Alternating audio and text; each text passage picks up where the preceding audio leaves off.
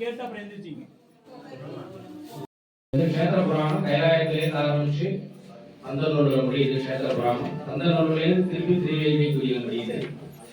இது பூலோகத்தில் என்னன்னு பார்த்தீங்கன்னா, அம்பாள் பார்வதி தேவி மனித ரூபத்தில் சுவாமி கைப்பிடிக்கிறார். அதான் சொன்னவார் அறிவார்னு சொல்லிக்கிறது திருப்பதி என்கிற குத்தாலம். இது கைலாயத்தில் சுவாமி அம்பாள் மகாவிஷ்ணு 3 பேரும் சேர்ந்து சதுரங்கம் விளையாடுறாங்க. அப்படி சதுரங்கம் விளையாடும் ஒரு சுற்றுலையும் மகாவிஷ்ணுவை ஜெயிச்சுட்டு இருக்கார்.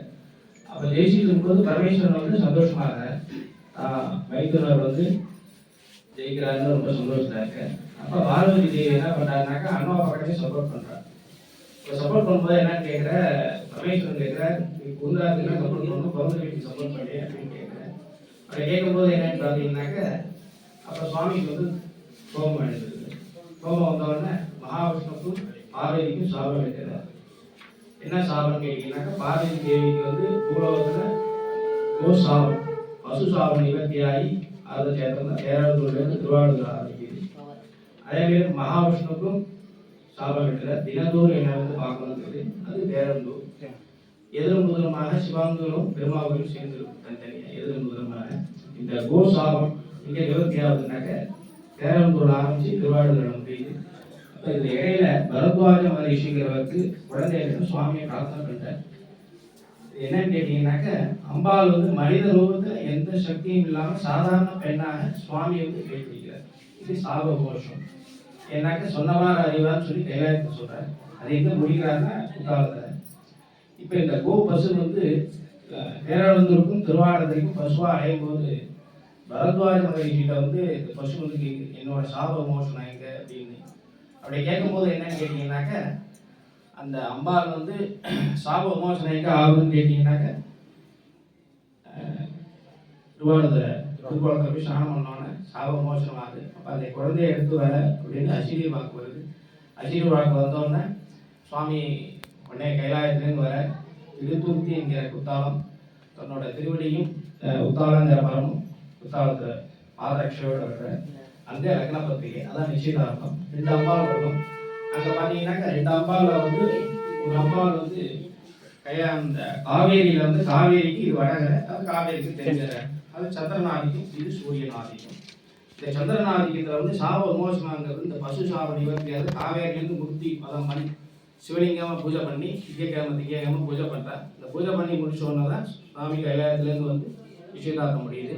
அங்கே நிச்சயதார்த்தம் லக்ன பத்திரிகை எல்லாம் முடிச்ச உடனே திருப்பி இங்கே வர திருவேலி குடிக்கி இங்கே மக்கள ஸ்நானம் பார்த்தீங்கன்னாக்க ஹோமம் ரக்ஷாபந்தம் பிரம்மா பண்ணி வைக்கிறார். இதை முடிஞ்சோடனே நேராக இது போகிற திரு எதிர்கொள் பாடி. அங்கே பார்த்தீங்கன்னா ஜான் மாதம் பரத்வாஜ மகர்ஷி எதிர்கொண்டு அழைக்கிறார். ஜான் மாதம் திருமண தேதியில் கல்யாணம்.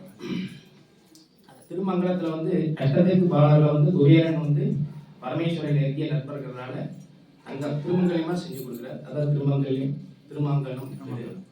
அங்கே பார்த்தீங்கன்னா பூலோகநாதர் பூலோகநாயகி திருப்புறம்பேத்தில் பாலியை வைக்கிறார். குணத்திலக்குள்ள பாலியை வைக்கிறார். பந்தநூலில் நடக்கு. இது எல்லாமே கல்யாணம் சம்மந்தப்பட்டு இங்கே கல்யாணம் முடிஞ்சு சுவாமி அம்பாள் இங்கே தங்குறா. அதாவது பிரதோஷமும் சிவராத்திரி விளையாடும். இது க்ஷேத்திர புராணம். இங்கே என்னன்னு கேட்டீங்கன்னா, இங்கே ஈசானமூர்த்தி. இங்கே நவகிரகம் கிடையாது. நவகிரகத்தில் சுவாமி இருக்கார். இது ஈசானமூர்த்தி. இது பூலோகத்திலே 3 இடத்துல தான் பார்க்கலாம். திருத்துர்த்திங்கிற குத்தாலம், திருவேலிக்குடி, மதுரை மீனாட்சி சுந்தரேஸ்வரர் 3 இடத்துல பார்க்கலாம். இது ஜாதக சம்பந்தப்பட்டது அனைத்துக்கும் இங்கே தீர்வு உண்டு. இங்கே சுவாமி சித்தருக்கெல்லாம் சித்தராகவும் இருக்கார். க்ஷேத்திர புராணம் திருவேலிக்குடி. நன்றி. அப்படியே இப்போ தீபாவளி பார்த்துட்டு ஒரு பக்கமாக திருநீர் வாங்கிட்டு வரணும். லேட் ஆகும்.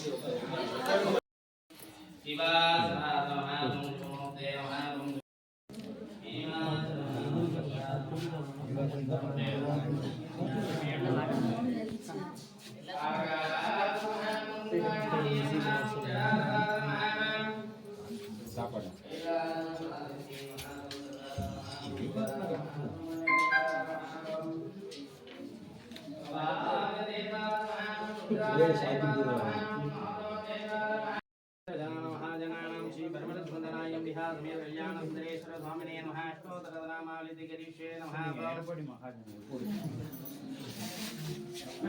வந்துருக்குமா திருநீர் கொடுக்காம